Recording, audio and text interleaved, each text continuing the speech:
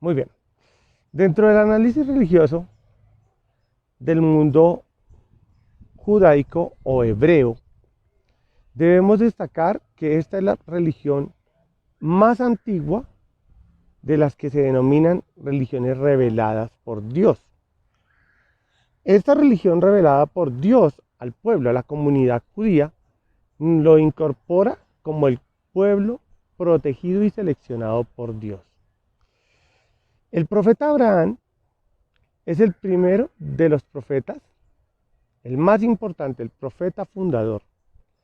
Y él empieza a escribir la Torá, que son las palabras que Dios, por intermedio de los profetas, le entrega al mundo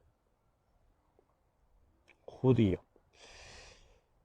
La Torá cuenta con otra serie de libros complementarios, particularmente los libros de los profetas y con las revelaciones en el carácter bíblico. Pero también cuenta con una parte jurídica donde nos muestran cuáles son las leyes civiles de comportamiento que deben tener los miembros de la comunidad judía, y a este libro se le denomina Misná. Y los rabinos, que son los líderes espirituales del movimiento judío, presentan una serie de consideraciones, de aportes a la religiosidad judía, interpretando el libro sagrado, ¿sí?, que se denomina Torá, en el Talmud. El Talmud son las consideraciones de corte religioso. Uno de los más grandes profetas de la comunidad judía, Maimónides, es quien nos va a llevar hoy por la senda de los preceptos, los fundamentos de fe de la religión judía. Y es lo que vamos a estudiar en este presente día y algunas de las tradiciones de la comunidad hebrea. ¿Listo? Bienvenidos. Hola chicos, bienvenidos a otra entrega de análisis de las religiones monoteístas. Hoy nos vamos a centrar en el judaísmo, que es la religión más antigua de las religiones que han sido reveladas por Dios. ¿De qué vamos a hablar del judaísmo? Vamos a hablar de los 13 principios de fe del judaísmo. Los 13 principios de fe del judaísmo fueron postulados por Maimónides en un tratado que se denomina Sanedrín, y son las creencias esenciales del judaísmo. ¿Cuáles son estas? 1. Dios ha existido siempre, desde el principio de los tiempos e incluso desde antes de que el tiempo pudiese ser medido. 2. Dios es uno, indivisible.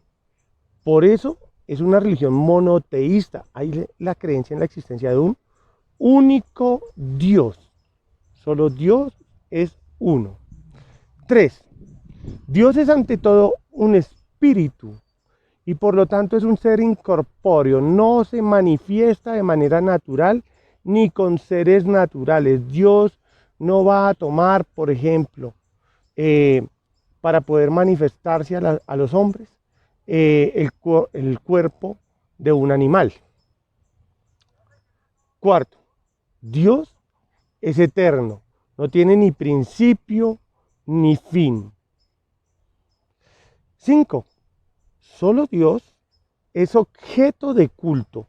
Solo a Él debemos rendirle pleitesía y nuestras oraciones deben estar enfocadas hacia Él, no hacia ningún otro ser.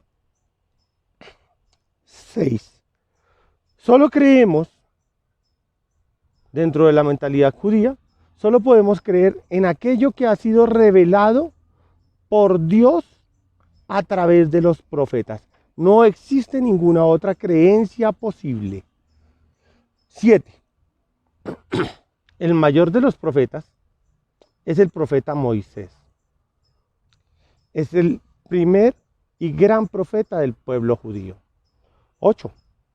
Las leyes de Dios fueron entregadas al profeta Moisés en el monte Sinaí, y son las tablas de la ley judía, lo que nosotros denominamos las tablas de los mandamientos.